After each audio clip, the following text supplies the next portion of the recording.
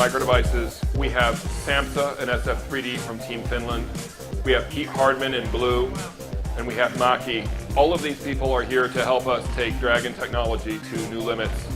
As you know, Phenom 2 has exhibited no cold bug.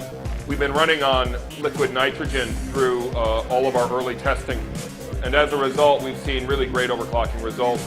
The challenge has been getting the conditions right to run Phenom 2 at temperatures below -190 centigrade. So what we've done is we have brought 500 liters of liquid helium to the desert and to the Extreme Systems event. What do you get when you take a die and cool it down below 200 Celsius? The next step is to chill the processor down to as far as nitrogen can take you, and then we switched over to helium.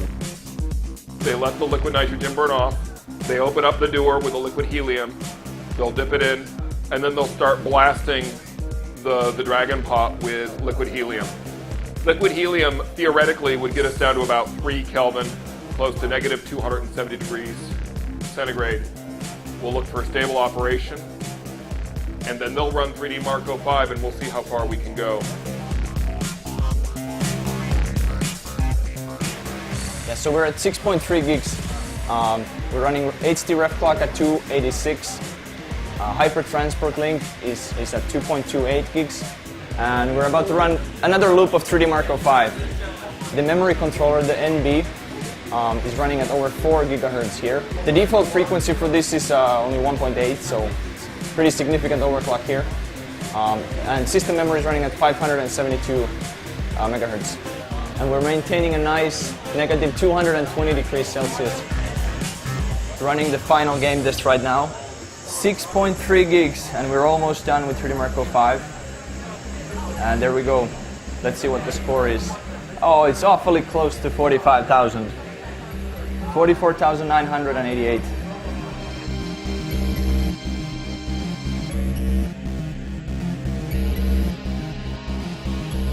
We will try to reach the highest CPU Z screen right now. Run it master spin. Yeah, we're going for 6.43. CPU Z running at 6.435 gigahertz. All right, so we are going to try 6.5 gigahertz CPU Z screen here.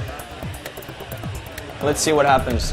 Temperature is at -232, and the system is running at 6.5 gigahertz right now. This is the highest we've ever reached. 6.5 gigahertz.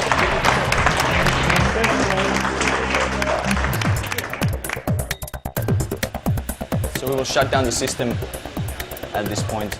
So next step is we will run some more 3D Marco 5 with another hard drive, hopefully with higher performance, and we're trying to get to the 3D Mark record of 45,000 something. It's getting pretty cold here. -242. And we just cold booted the system at this temperature. Pretty crazy. A big tank, 250 liters of liquid helium, gives us only around 90 minutes of benchmarking. So we don't have room for mistakes. It's an experiment to see what happens. Does the CPU scale? Can it actually even run with this type of cooling? The CPUs just haven't been able to run at such cold, extreme temperatures. Yeah, we're almost done with the second game test here. 6.27 gigahertz frequency. We're hoping for 45,000 this time around. The previous run was just a couple points below 45. All right, running the final test, game test number 3, 6.3 gigs. And on this run, we got very good frame rates on the first 2 tests. So, assuming we finish this, this should be the highest score we have reached here so far. Couple more seconds to go, and we should have a pretty impressive score on the screen. Assuming we finish this run, we should be able to reach higher score. In other words, we are going to break the record. All right, let's see what the score is. 45,474, the highest score we've ever reached here. Did you guys just break a world record? Simon, I think we just did that. Congratulations, everyone. Thank you.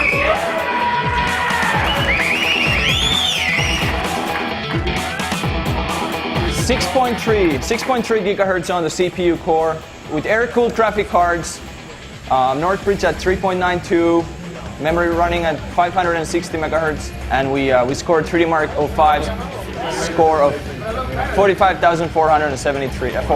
And you folks can confirm for me that this is the highest score that you've ever seen. This is the highest score we've ever seen. That's right. It is. We maintain below negative 200 most of the time.